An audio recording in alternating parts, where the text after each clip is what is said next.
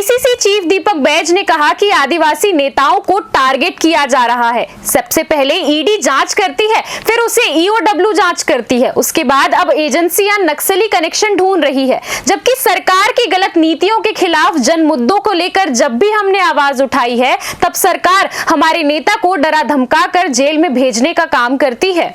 आगे उन्होंने कहा कि झूठ झूठ होता है और हम सच की लड़ाई लड़ रहे हैं। हमें आज नहीं तो कल लेकिन बेल तो मिलेगी ही, क्योंकि सच परेशान हो सकता है लेकिन हार नहीं सकता। आगे उन्होंने कहा कि आदिवासी नेताओं को टारगेट किया गया है। पहले अमरजीत भगत, फिर दीपक बैज और कवासी लखमा, ये सब आदिवासी नेता हैं जो सरकार के गलत नीतियों के खिलाफ बढ़ चढ़कर बोलते हैं, जिसकी वजह से बदले की भावना के साथ कार्यवाही की जा रही है। ये सरकार सिर्फ बदले के भावना से काम कर रही है, आदिवासी नेताओं को टारगेट कर रही है। मैं पहले भी कहा आप लोगों से, आज भी कह रहा हूँ।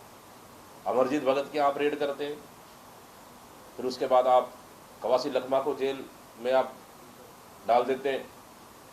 दीपक बैज के घर में प्रदेश कांग्रेस का अध्यक्ष आपके खिलाफ लड़ाई लड़ रहा है, उसके घर में आप जासूसी लगा देते हैं। वो भी कहाँ का पुलिस, दंतेवाड़ा का पुलिस, पता नहीं और प्रदेश से कौन कौन से पुलिस आप जासूसी लगा दिए। ठीक, उसके बाद ईडी का समन आता है, नोटिस आता है कांग्रेस कार्यालय, और दीपक बैज को टारगेट करो। ये दीपक बैज आदिवासी नेता इसलिए टारगेट किया जा रहा है, इसलिए कि मेरा कोई सरकार से सेटिंग नहीं है, इसलिए कि मैं सरकार के खिलाफ खुल के लड़ाई लड़ता हूँ, जनता की हक की लड़ाई हम लड़ते हैं। इसलिए तो सिर्फ इस सरकार में टारगेटेड नेताओं को और खासकर आदिवासी नेताओं को टारगेट कर जेल भेजने का काम और बदनाम करने का काम इस सरकार कर रही है। आपने शराब और दारू पे उनको आरोप लगा के जेल भेज दिए, उसमें आपका पेट नहीं भरा।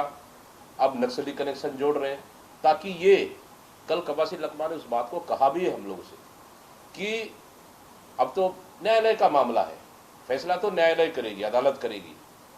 हमें उम्मीद है कि इससे पिछले कई केसों में पूर्व मुख्यमंत्री जी को सीबीआई अदालत में भरी हुई है ना, देवेंद्र यादव जी को आज सुप्रीम कोर्ट में बेल मिला ना, कवासी लखमा जी को भी बेल मिलेगा। हाई कोर्ट जा रहे, हाई कोर्ट गए, हाई कोर्ट से ना सही सुप्रीम कोर्ट से बेल मिलेगा, आज नहीं तो कल, 5 महीने बाद भी। ये नोट कर लीजिए आप। ये दूसरा चीज, अब ये नए तरीका षड्यंत्र कर रही है। अगर कवासी लखमा जी को बेल मिला ईडी केस से, आप ईओडब्ल्यू को कल हम लोग गए कल मिलने, ईओडब्ल्यू कल जेल में एंट्री कर दी। ठीक, ईओडब्ल्यू इससे मिलेगा बेल ईडी से, ईओडब्ल्यू से फिर अंदर कर दो उनको, ये साजिश। ठीक, ईओडब्ल्यू के बाद अब नक्सली कनेक्शन जुड़ गया है। नक्सली कनेक्शन बाद कौन सा कनेक्शन आएगा ये भी सरकार बता दे। बस्तर में हम रहते हैं, बस्तर में रहते, वहां बस्तर में हम कैसे राजनीति करते, बस्तर में हम किस तरह के सुरक्षित है हम जान सकते हैं। इस बात को मुख्यमंत्री को समझ में नहीं आएगा। इसलिए मैंने कहा ना कि बस्तर के कलेक्टर जो चिट्ठी लिख दे रहे हैं ना, वो प्रदेश के मिट्ठू बनकर बैठे हैं मुख्यमंत्री, ये समझ में नहीं आएगा। इसलिए कांग्रेस के नेताओं को डराना, धमकाना, झूठे केसों में फंसाना इस सरकार को एक आदत सा हो गई है, और हम लोग इससे डरने वाले नहीं है। कल रणनीति अब बन चुकी है, इसके खिलाफ में, सेंट्रल एजेंसियों के खिलाफ में आने वाला समय में मजबूती के साथ लड़ेंगे।